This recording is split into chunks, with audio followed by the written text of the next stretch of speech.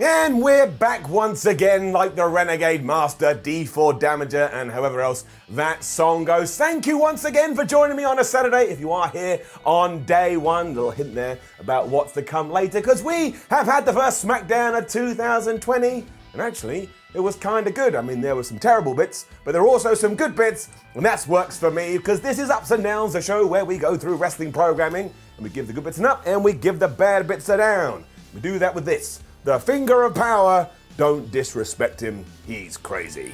Let's up those smackerdowns.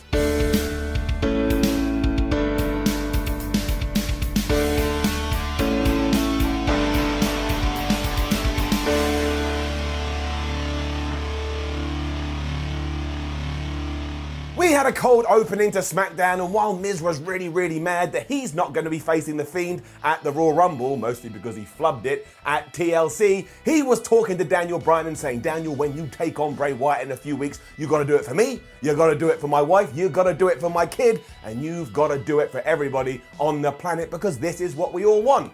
Not true, Miz. There's always one guy, usually on Reddit, which will always go the other way. After that, we had our proper intro, and Sasha Banks and Bayley headed to the ring, and Bayley asked for a microphone, and she said it is the new year, and I bet a load of you are coming up with ways to get healthy and eat well and go to the gym and try and live your dreams, but deep down, you know you're not gonna do squat. This was bizarre, because when she was done saying that, Sasha Banks was by her side going, ha ha ha, ho ho ho. This wasn't funny, Sasha. There was no comedy here whatsoever. I mean, she was properly going for like, Bayley said that no one's gonna go to the gym. Calm down. Anyway, they're better than us because they did make changes in 2019 and they will continue to do that in the new year. And then, of course, Lacey Evans interrupted simply because Bayley said the name Lacey Evans. And the Southern Belle was out here to basically tell those guys to calm down and that she is a positive influence and a positive role model to the WWE Universe, even though that is categorically not true. Lacey, I mean, what is this transparent face turn? It's so obvious. I remember when you used to take a dirty hanky and throw it into people's faces. If I went out on the street right now and threw a dirty hanky into people's faces, I would be looked down upon. Dana Brooke was also by her side, and she was clapping all of this like somebody who had only just been taught to clap minutes before she came out. Like she was backstage going like this. And they were like, yeah, that'll do. That's how people clap, like this. Look, it's nice and simple. What are you, a shark? Alexa Bliss and Nikki Cross then also interrupted, and this was unintentionally hilarious, because they also said some words, but both of them sounded like they couldn't be asked to be here. Alexa Bliss was like, well, I guess we should have a tag team match. And Nikki Cross was like, yeah, then maybe we can go after the tag team titles. All right, let's go have a match. And that is exactly what we got, because it was Evans and Brooke taking on Banks and Bayley, taking on Alexa Bliss and Nikki Cross. And look, this was fine. Maybe it was a little bit too long. The crowd didn't necessarily get into it, mostly because, you know, the star of this is meant to be Lacey Evans. And as I've made it clear every single week, I don't understand why I'm meant to cheer her aside from, oh, by the way, I have a child. Lots of people have a child. Well, look, they all tried very hard, and it was easy enough to watch. It can have it up. It was mostly a long beatdown on Brooke by Sasha Banks and Bayley before she got the hot tag, and then everybody was in the ring doing their moves. And given how this ended, you got to imagine we're going to see like 4 singles matches between Sasha, Bayley, Lacey, and Dana. Because after getting a sneaky blind tag, Dana Brooke was in the ring. Lacey Evans then hit Sasha Banks with the women's right. And my word, Brooke then crushed Sasha with one of the hardest hitting sentons I've seen in a while. No wonder that got the 1, 2, 3. I imagine Banks' lungs just exploded. And so yeah, like I say, it was okay. I don't really understand why Nikki Cross and Alexa Bliss were there to begin with. They were kind of just hanging out and playing Nintendo. But look, it got us through the opening of SmackDown now, didn't it? We then cut to Otis backstage, who was bicep curling a barrel. Now, at the start of every year, I usually find myself warming to somebody random and then decide I'm going to get behind you for the next 12 months. And this year, my friends, it is the man Otis. He was soon approached by Mandy Rose, who wanted to know if Otis's mum had baked anything else this week. And he was always like, no, she hasn't, because she saw what you did with Dolphy Ziggles last week. Tucker eventually came and got him because he was going to have a match later, and Mandy looked really sad because she realized she had been caught. So, ladies and gentlemen, this was so good and made me so happy. For the first time, I would like to introduce to you the Otisly Awesome Up. I know I could have done better, so for now, we will just call it the OAU This man is phenomenal. The New Day were then trying to wish The Miz a happy new year, and good grief, Big E was in fine fettle. Not only did he reference that he may have accidentally been watching porn over the New Year's break, but he was also pretending to say words that some people on WWE TV have said, even though said people should never have said those words. He was just brilliant, and as Kofi Kingston started to tell The Miz, cheer up man, you had a fantastic 10 years, and along with me, won the most titles over the last decade, The Miz got really pissed, because he's like, look Kofi, this isn't about championship belts, this is about my family and what that Bray Wyatt did. Now, I am so mad, I challenge you to a match. The A-lister then threw the 2020 pancakes on the floor, and Big E once again won this segment when he looked at The Miz like he just slapped his own mother. And yeah, later on, we're gonna get Kofi Kingston versus The Miz, and I'll tell you why I like this so much when we get there. But can you see what is happening again? If not, I will fill you in a second, but come on now. Elias was then back singing songs. All right. Elias back singing his songs, he did it in the ring. Ran down a bunch of hills, why is this a thing?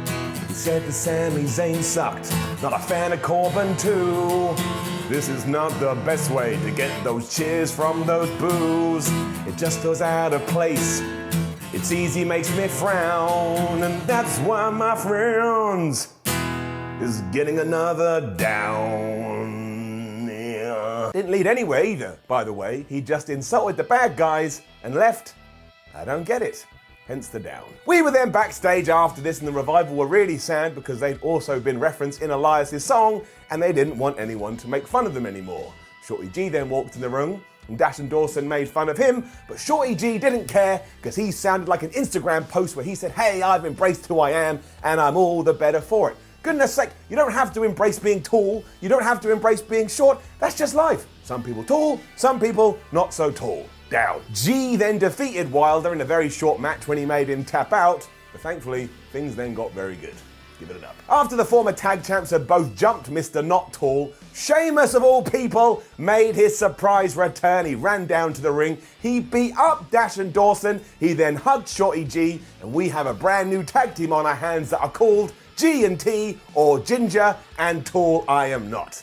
I just made all of that up. Instead, he pretended to chase off the Revival before he turned and looked at Shorty G, and bro kicked his head off. Now, I saw a few people online being, oh, I don't want to see Sheamus versus Shorty G. Those matches are probably going to be awesome, and if Shorty G wins, I think that's quite a scalp for the man. I mean, there's every chance Sheamus could win too. I think they're going to smash it. I like it. It was then Kofi versus The Miz, and for once, I'm going to ignore that Kofi won after the most devastating move in all of sports entertainment, the surprise roll-up, because the story here is so good, it has so much depth, it's like a long-term thing that keeps going on, and better still, WWE don't smash you over the head with it, they're just sprinkling the seeds. It's getting it up. And it's all because of Bray Wyatt, and amazingly, he wasn't involved, because The Miz did go for the skull-crushing finale, that got reversed into this surprise pin, and then he was so mad at what was happening, he turned on Kofi Kingston and whooped his ass. The fans bought into this straight away, they accepted it for the heel turn that it was, and even told him he sucked. And The Miz was brilliant here, because he was like, you're telling me I sucked? After what Bray Wyatt did to my family, and what I've done to you? Maybe you suck. So he's gone back to being the arrogant asshole, and why has that happened? Because he clashed with The Fiend, and The Fiend turns everybody back to what they once were. I mean, that is just so brilliant. And I really like it. And in fact,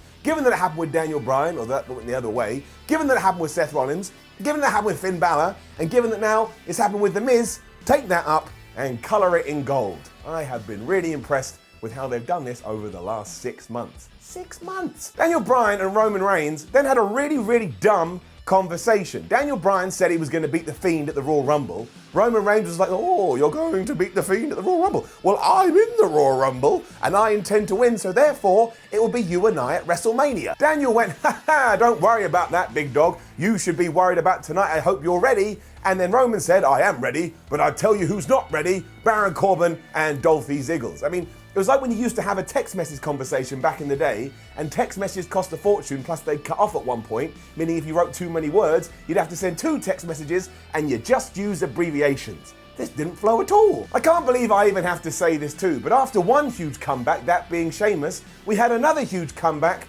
and it was really, really, really dull. down. Kathy Kelly knocked on the Miz's door, and thankfully she got the right one, because imagine she accidentally knocked on Aleister Black's door. He would have opened it and gone, I want to pick a fight, but she got it right. It was the Miz's door, but he didn't open. Aleister Black didn't open it, and who did was the returning John Morrison. That's right, he literally opened the door and was like, ha ha, now I look like Hangman Page and I'm back in the WWE. Said Miz has nothing to say, and then he shut the door. What the hell was this? Like, given that we had Sheamus on this SmackDown, as well as a couple of other people returning that we'll talk about later, couldn't we have saved Johnny Boy Morrison for the Royal Rumble and got that kind of a pop? Apparently not. Also, why is it 2010 again? It's 2010. Sheamus looks like he's from 2010. John Morrison's teaming with The Miz. Daniel Bryan's gone back to the American Dragon.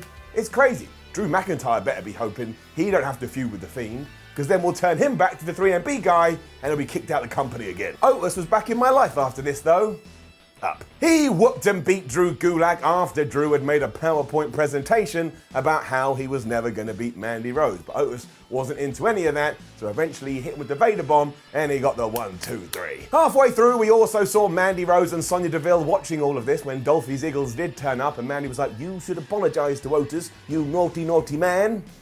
I don't think Dolph Ziggles is going to do this. Braun Strowman then destroyed Cesaro, even though he was backed up by Shinsuke Nakamura and Sami Zayn, who kept getting involved. I just don't get it anymore. I just don't. Down. It also means we bring down the Swiss Superman stock meter, and look, it's still on 0, where it's been ever since I introduced the damn thing, and you can kind of say this for all three. I mean, we've got the Sami tally, and I don't think that's changed since I introduced that too. And Shinsuke Nakamura never wins. He's never even in a match, and you just know at the Royal Rumble, it's going to be Braun versus Shinsuke, and Nakamura is going to lose his title. I mean, after this was said and done, like Braun hit the power slam, got the 1, 2, 3, and then Nakamura kneed him right in the face. But that's all a tease. He's definitely going to lose soon. He's just not long for this world. I mean he's going to die. I don't mean that. But his championship is definitely going in the direction of someone who is near 7 foot. The main event was fun though. There was good wrestling. We built angles. There was a lot of Gaga, and I was in the mood for Gaga. Give it up. It was Bryan and Roman taking on Ziggle Boy and Corbin, and before we even got going, or just after, the lights started to flicker and we heard Bray Wyatt's laugh echo through the arena. Now, I get this is meant to be magic, but if you don't believe in magic, or you're watching wrestling in sometimes a cynical way, you have to believe that Bray goes up to the production guy or girl and goes, hey, give me the house mic. Right, play my weird thing. Ha ha ha ha. Guy's really weird. It was The Fiend that stopped this match from having a proper finish too, because at some point it was like, man, screw the teases. All the lights started going again, and when they came back on, although this time they were red, Bray Wyatt was just there, because he is able to appear from nowhere. Daniel Bryan saw this and just threw himself at The Fiend, but unfortunately The Fiend, he does have superpowers. He mandible clawed Daniel Bryan, threw him into the barricade, and then he vanished because he is a ghost. That obviously left Roman Reigns all by himself, and guess what the heels went and did? They went and got some dog food, and they went and got some handcuffs. What is the obsession with dog food and handcuffs? I mean, go get a gun. No, don't get a gun, but at least get a chair. Get something intimidating. It was all good though, because like I said, we did have one last surprise, and it was the returning Usos, who came out to a damn big pop. They obviously went and cleared house and chased away the bad guys, and I've wanted to see Roman and his cousins team for so long. Well, this seems like the perfect time to do it, and it made SmackDown, I wouldn't say a must-see, but a more see than it would have been otherwise. So it was fun, and it was all I needed. And actually, when SmackDown went off air, I thought to myself, I had a good time. It was quite good. Like, we already established the bits that weren't so good, but the bits that were good were really, really good. So there's my spinning arrow. It's getting an up, and hopefully now that we are building to the Royal Rumble, WWE gets serious again. Now, don't forget to leave a comment below and let us know what you thought about last night's episode of SmackDown. Again, I am giving it an up. Like, share, and subscribe. Then head over to WhatCulture.com and read yourself some articles. Follow WhatCulture on Twitter at WhatCulture WWE. Watch more videos here. Not here. Here on WhatCulture Wrestling. My name is Simon from WhatCulture. Thank you as always for watching. I'm excited about 2020. I think it's going to be a good year.